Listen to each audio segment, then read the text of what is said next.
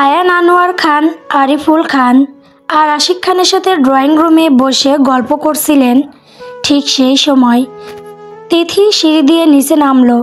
তিথি নিচে নামতে আয়ান তার দিকে তাকালো। তিথি আয়ানকে তাকাতে দেখে মুখ ভেঙচি দিল। তিথি সোজা ডাইনিং টেবিলের কাছে এলো। সে গ্লাসে পানি নিয়ে খেতে শুরু করলো।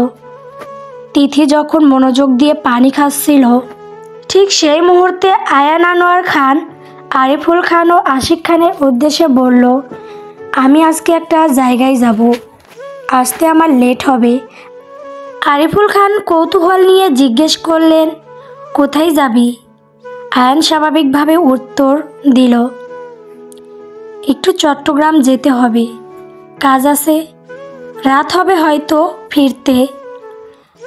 আয়ানের কথাগুলো তিথি খুব মনোযোগ সহকারে শুনল। আয়ানের কণ্ঠস্বর শুনে মনে হলো এই ভ্রমণটা বেশ গুরুত্বপূর্ণ। কথাগুলো শোনা মাত্রই তিথির মনে মনে ভাবনা শুরু হলো, এত দূরে যাবে, নিশ্চয় বাইক দিয়ে যাবে না, গাড়ি দিয়ে যাবে।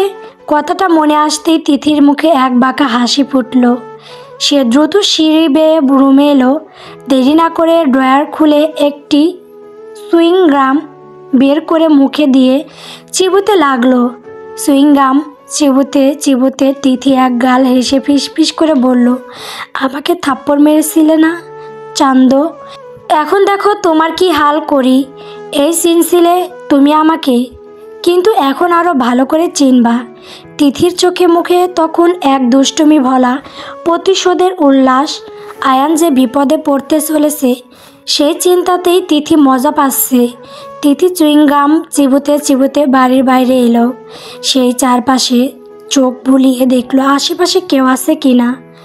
কাউকে দেখতে না পেয়ে তিথির মুখে এক বিলাস হাসি ফুটল। তিথি আয়ান যেই গাড়ি নিয়ে যাতায়াত করে সেই গাড়ির কাছে এসে আলতো করে পেছনের দরজাটা খুলল। সুইংগাম চিবোতে চিবোতে সে ফিস ফিস করে বলল, তোকে আজকে এমন একটা শিক্ষা দিব, তুই শালা তোর জীবনের সাথে আমার নামটাও জড়িয়ে রাখবি। কথাটা বলেই তিথি হু হু করে হেসে উঠল। সুইংগাম মুখ থেকে বের করে সিটে লাগাতে যাবে, ঠিক তখনই তিথির চোখ গেল গাড়ির কাছের আয়নার দিকে। সর্বনাশ, আয়ান আসছে একদম তিথির পেছনে। আয়ান ফোন চাপতে চাপতে আসছে, তার দৃষ্টি সম্পূর্ণভাবে ফোনে স্থির। তিথি আয়ানকে দেখে বড় বড় ডোক গিলতে লাগলো। আজ যে তার জীবন শেষ, তাকে মেরে না আলতু বর্তা বানিয়ে দেয় এই আয়ান। কথাটা ভাবতেই তিথি তাড়াতাড়ি চুইংগাম ছুঁড়ে মারল এবং আয়ানের হাত থেকে বাঁচার জন্য লুকানোর জায়গা খুঁজতে লাগলো। কিন্তু আয়ান খুব কাছে এসে পড়েছে, এখন লুকাতে গেলেও দেখে ফেলবে, আর দেখলে ঠাস ঠাস করে দুটো লাগিয়ে দেবে। কথাটা ভাবতেই তিথির কলিজা কেঁপে উঠল। কোনো উপায় না পেয়ে তিথি দ্রুত পিছনের দরজা খুলে গাড়িতে উঠে পড়ল এবং সিটের নিচে কাঁচুমাচু হয়ে শুয়ে পড়ল, যাতে আয়ান কোনোভাবেই তাকে দেখতে না পায়। আয়ান ততক্ষণে গাড়ির কাছে এসে ফোন পকেটে রেখে সামনের সিটের দরজা খুলে গাড়িতে উঠল। সেই সিটে বেল্ট লাগিয়ে গাড়ি স্টার্ট দিল এবং গাড়ি ঘোরাতে ঘোরাতে বাড়ির গেট দিয়ে বেরিয়ে গেল।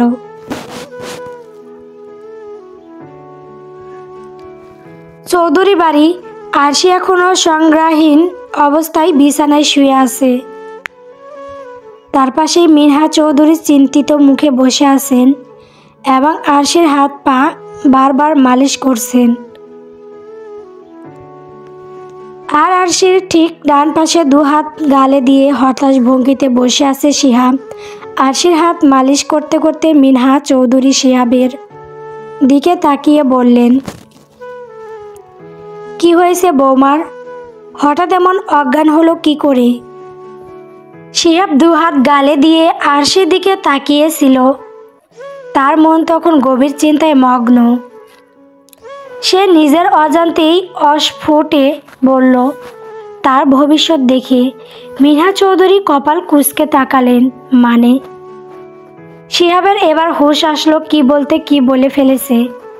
মুহূর্তে শিহাব থমকে গেল এবং কথা ঘোরানোর জন্য তুতলানো গলায় মিথ্যা বলল, মানে কি?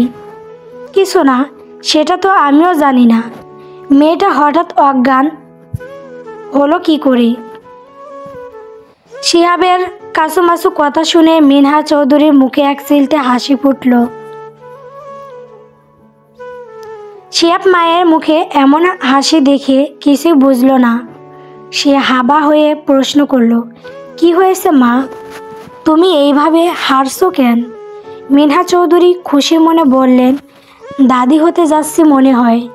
কথাটা বলার সাথে সাথেই শিহাব ডুক করে কেসে উঠল। এমন মারাত্মক কাশি উঠল যে থামার নাম নেই। সে হু হু করে কাশতেই থাকলো, যেন তার ফুসফুস বেরিয়ে আসবে। মিনহা চৌধুরী ছেলের এমন কাশি দেখে তাড়াতাড়ি এক গ্লাস পানি এনে দিলেন। তারপর শিহাবের মাথায় হাত বুলিয়ে দিতে লাগলেন। শিহাব পানি খেয়ে কোনো মতে শান্ত হয়ে বড় বড় শ্বাস নিতে নিতে বিড়বিড় করে বলল, আরশি প্রেগনেন্ট। ধরলাম না, স্পর্শ করলাম না, কিছু করলাম না, তার আগেই এমন কথা কানে যেতেই হচ্ছে। ও আল্লাহ, ওপর থেকে দড়ি ফেলো। আমি উঠে পড়ি। শিহাবকে এইভাবে বিড়বিড় করে কিছু বলতে দেখে মিনহা চৌধুরী বললেন, কি রে, কিছু বলছিস মনে হয়? শিহাব মিথ্যা হাসি ফুটিয়ে বলল, কই মা, কিছু না তো। মিনহা চৌধুরী আরও বেশি খুশি হয়ে উঠলেন। তার চোখ মুখ ঝলমল করছে। তিনি আনন্দিত কণ্ঠে বললেন, বলেছিলাম কি, ডাক্তার ডাক না। আমার কেমন জানি লাগছে। আমি মনে হয় সত্যি সত্যি দাদি হতে যাচ্ছি। মিনহা চৌধুরীর কথা শুনে শিহাব কিছু বলতে যাবে, ঠিক তার আগেই মিনহা চৌধুরী হাত তুলে তাকে থামিয়ে দিলেন। দাঁড়া, তোর বাবা ঘুমিয়েছে, খবরটা দিয়ে আসি। তুই বৌমার দিকে খেয়াল রাখিস। কথাটা বলেই মিনহা চৌধুরী শিহাবকে একদম কিছু বলার সুযোগ না দিয়ে দ্রুত রুম থেকে বেরিয়ে গেলেন। তার আনন্দের তোড়ে শিহাব যেন ভেসে গেল। শিহাব দুই হাত মাথায় দিয়ে বসে পড়ল। সে প্রায় মাটিতে মিশে যাচ্ছে। এখন সে কিভাবে বোঝাবে? তার মাথায় কেবল একটাই চিন্তা ঘুরছে, এই লজ্জাজনক সত্যিটা মাকে সে কিভাবে বলবে। আশি প্রেগনেন্টের জন্য অজ্ঞান হয়নি, বরং প্রেগনেন্ট হওয়ার যন্ত্র দেখে অজ্ঞান হয়ে গেছে। এই ভয়ানক সত্যিটা কি আজও বলা সম্ভব? সুইজারল্যান্ড। রৌদ্র তুরার দুই চোখে একটি নরম উষ্ণ স্কার্ফ দিয়ে বেঁধে দিয়েছে। তুরাকে একটা বিলাসবহুল গাড়িতে করে নিয়ে যাচ্ছে সে। গাড়ির নরম সিটে হেলান দিয়ে তুরা কিছুই বুঝতে পারছে না রৌদ্র তাকে কোথায় নিয়ে যাচ্ছে। গাড়ির প্রতিটি বাঁকে, প্রকৃতির প্রতিটি নড়াচড়াই তুরা কেবল অদম্য কৌতূহল আর অজানা আশায় ঢেউ অনুভব করছে। কিন্তু রৌদ্রের প্রত্যেকটি নির্দেশ মেনে তুরা এক গভীর বিশ্বাস নিয়ে চুপচাপ গাড়িতে বসে আছে। বাইরে ঠান্ডা থাকলেও রৌদ্রর উপস্থিতি এবং তার হাতের উষ্ণতা তুরার ভেতরে এক স্নিগ্ধ শান্তি এনে দিয়েছে। বেশ কিছুক্ষণ পর বরফের ওপর চাকার ঘর্ষণ তুলে রৌদ্র গাড়ি থামালো। গাড়ি থেকে নেমেই কোনো কথা না বলে রৌদ্র তুরার দিকে দরজা খুলল। তুরা কিছু বুঝে ওঠার আগেই রৌদ্র তাকে এক ঝাটকায় কোলে তুলে নিল। তুরা অবাক হয়ে রৌদ্রের গলা শক্ত করে জড়িয়ে ধরল। তার চোখ বাঁধা, ফলে পরিস্থিতি আরও বিভ্রান্তিকর।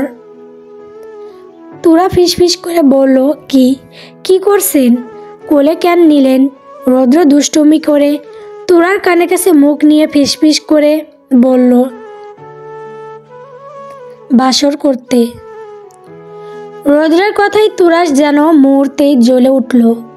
সে তার নরম মুঠি দিয়ে রৌদ্রের কাঁধে হালকা আঘাত করল। মানে কি বলছেন এসব? দেখেন, এরকম কিছু ধান্দা করলে মেরে দেব আপনাকে। দূরে থাকবেন আমার থেকে। আমি এখনও রোমান্সের জন্য প্রস্তুত নই। তুরার রাগ দেখে রৌদ্র মুখ টিপে হাসল। সে আর কিছু না বলে তুরাকে নিয়ে বরফের পথ ধরে হেঁটে যেতে লাগলো। তোরা রীতিমতো কাঁপছে ভয়ে। সত্যি সত্যি রৌদ্র তাকে নিয়ে ওইসব করবে নাকি? সেই ভয়ই তাকে গ্রাস করছে। তোরা জানে আজ তারা পবিত্র বন্ধনে আবদ্ধ হয়েছে। এখন যা হবে সবই শরীয়তে ফরজ। আজকের রাতটাও তাদের জন্য এক পবিত্র রাত। কিন্তু তোরা এখনই ওইসবের জন্য প্রস্তুত না। তোরা শৈল ভয়ে কাঁপছে দেখে রৌদ্র তার অবস্থা বুঝল। রৌদ্র দুষ্টুমি করে বলল, আরে বউ, কিছু করার আগেই যেইভাবে কাঁপছিস, কিছু করলে তো মনে হয় তোকে পাওয়াই যাবে না। তোরা রৌদ্রের বুকে মুখ লুকিয়ে বলল, দেখেন, বাজে কথা বলবেন না, ভালো হবে না কিন্তু। রৌদ্রের হাসি যেন আরও বেড়ে গেল। সে বলল, তাই কি করবি? তোরা এবার রাগে ভয়ে মিশে গিয়ে বলল, মেরে ফেলবো। রৌদ্র হো হো করে হেসে উঠল। সেই হাসিতে কোনো ভয় ছিল না, ছিল শুধু গভীর প্রেম আর অধিকারের বোধের উল্লাস। রৌদ্র হাসি থামিয়ে তোরার কানের কাছে মুখ নিয়ে ফিসফিস করে নেশালো কণ্ঠে বলল, তাই পারবি মারতে আমায়? আর আমি যদি এখন কিছু করি, কে আটকাবে আমায়? তুই। কিন্তু তোর তো আটকানোর আজ অধিকার নেই। তোর শৈল এবং কি তুই মানুষটাই আমার হয়ে গিয়েছিস। এখন তোর শরীরের প্রত্যেকটা অংশে ছোঁয়ার অধিকার শুধুমাত্র আমারই। রৌদ্রের এমন কথাই তোরা কেঁপে উঠল। বুকের হাড়বিট যেন দুকপুক করতে লাগলো। সে ভয়ে নয়, বরং তীব্র অনুভূতি তোরে কাঁপছে। তোরা কোনো কথা বলল না, শুধু আরও শক্ত করে মুখ লুকিয়ে রইল রৌদ্রের বুকে। রৌদ্র আর বেশিক্ষণ অপেক্ষা করল না। সে তোরাকে নিয়ে তার গন্তব্যে এসে পৌঁছালো। রৌদ্র আলতো করে তোরাকে কোল থেকে মাটিতে নামিয়ে দিল। তোরা চোখ বাঁধা থাকলেও জায়গাটা বেশ ঠান্ডা, এক শীতল তাজা বাতাস তার ত্বক ছুঁয়ে যাচ্ছে। তোরা বোঝার চেষ্টা করছে, কিন্তু চোখ বাঁধা থাকায় কিছু বুঝতে পারছে না। রৌদ্র আলতো হাতে তোরার চোখ থেকে কাপড়ের স্কার্ফটি সরিয়ে নিল। তোরা তখনও চোখ বন্ধ করে স্থির দাঁড়িয়ে আছে। রৌদ্রের এই পাগলামি, তার শরীরের উষ্ণতা, সব কিছু মিলে সে যেন সম্মোহিত হয়ে আছে। রৌদ্র তোরাকে এখনও চোখ বন্ধ করে দাঁড়িয়ে থাকতে দেখে তার একদম কাছে এসে দাঁড়ালো। রৌদ্রের উষ্ণ নিঃশ্বাস তোরার মুখে এসে পড়ছে। রৌদ্র এবার তোরার কানের কাছে মুখ নিয়ে গভীর মাতোয়ারা কণ্ঠে বলল, চোখ খুলেন আমার বিবিজান এবং জায়গাটা দেখুন। আপনার এই বন্ধ মাখা চোখ দেখে আমার নিয়ন্ত্রণ হারিয়ে যাচ্ছে। পরে কিন্তু বাঁধন ভেঙে ভয়ঙ্করভাবে ছুঁয়ে দেব, তখন কিন্তু আপনার এই পাগল স্বামীকে সামলাতে পারবেন না। রৌদ্রের কথাই তোরা বিদ্যুৎ স্পষ্টের মতো চমকে উঠল। তার শ্বাস প্রশ্বাস দ্রুত ও ভারী হতে লাগলো। তার ঠোঁট কাঁপছে। রৌদ্রের এই তীব্র অধিকার বোধ এবং রোমান্টিক বিপদ তাকে একসাথেই ভয় ও গভীর উত্তেজনা দিচ্ছে। সব ভয়, সব উত্তেজনা বুকে চেপে তোরা অত্যন্ত ধীর গতিতে চোখ মেলে তাকালো। আর চোখ খুলতেই সে বিস্ময় ও মুগ্ধতায় স্তব্ধ হয়ে গেল। গল্প নির্লজ্জ ভালোবাসা।